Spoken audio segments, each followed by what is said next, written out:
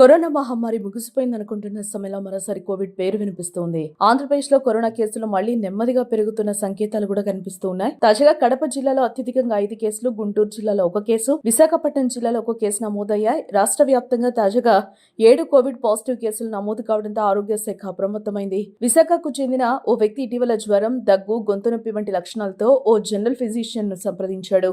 లక్షణాలు కోవిడ్ ను పోలి ఉండడంతో వైద్యుడు వెంటనే పరీక్షలు చేయించుకోవాలని సూచించారు. ప్రైవేట్ ల్యాబ్ లో నిర్వహించిన పరీక్షల్లో కోవిడ్ పాజిటివ్ గా తేలడంతో నిర్ధారణ కోసం అదే శాంపుల్ విశాఖలోని king George hospital virology lab కు పంపించారు. అక్కడ కూడా కోవిడ్ పాజిటివ్ గా నిర్ధారణ అయినట్లు సమాచారం. దీంతో ఆరోగ్య శాఖ అధికారులు వెంటనే రంగంలోకి దిగి బాధితుడి ఆరోగ్య పరిస్థితిని పర్యవేక్షిస్తూ ఉన్నారు. అలాగే అతనితో ఇటీవల సన్నిహితంగా ఉన్న వారి వివరాలను సేకరించి కాంటాక్ట్ ట్రేసింగ్ చేపడుతూ ఉన్నారు. ఇటీవల దేశంలోని పలు రాష్ట్రాల్లో కూడా కోవిడ్ కేసులు స్వల్పంగా నమోదవుతున్న నేపథ్యంలో ఏపీ వైద్య శాఖ ఇప్పటికే అప్రమత్తంగా ఉంది. విశాఖలో కేసు బయటపడడంతో జిల్లాలోని ప్రభుత్వ, ప్రైవేట్ ఆసుపత్రులకు ప్రత్యేక సూచనలు జారీ చేసినట్లుగా తెలుస్తోంది.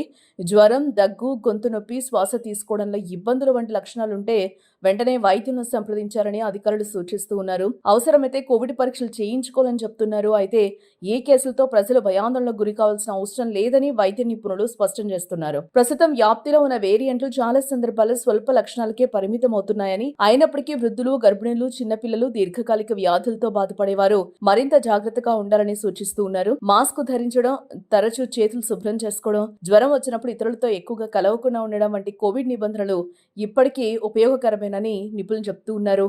ఇప్పటికే గుంటూరులోని ఎయిమ్స్ లో ప్రత్యేక ఫీవర్ వార్డ్ ఏర్పాటు చేసిన విషయం కూడా తెలిసిందే. ఇప్పుడు రాష్ట్ర వ్యాప్తంగా మొత్తం 7 కోవిడ్ కేసులు నమోదవడంతో ఆరోగ్య శాఖ పరిస్థితిని నిశితంగా పరిశీలిస్తూ ఉంది.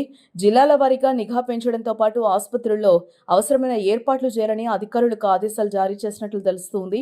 మొత్తానికి ఆంధ్రప్రదేశ్లో కోవిడ్ మహమ్మారి చాప కింద నీరులా మళ్లీ వ్యాప్తి చెందుతున్న సంకేతాలు కనిపిస్తూ ఉన్నాయి. భయపడాల్సిన అవసరం లేదు, బట్ అప్రమత్తంగా ఉండడం మాత్రం తప్పనిసరి. జ్వరం, దగ్గు, గొంతు నొప్పి వంటి లక్షణాలు నిర్లక్ష్యం చేయకుండా వెంటనే పరీక్షలు చేయించుకోవడం, వైద్యుల సూచనలు పాటించడం ద్వారా వైరస్ వ్యాప్తిని అరికట్టవచ్చని ఆరోగ్య నిపుణులు సూచిస్తూ ఉన్నారు.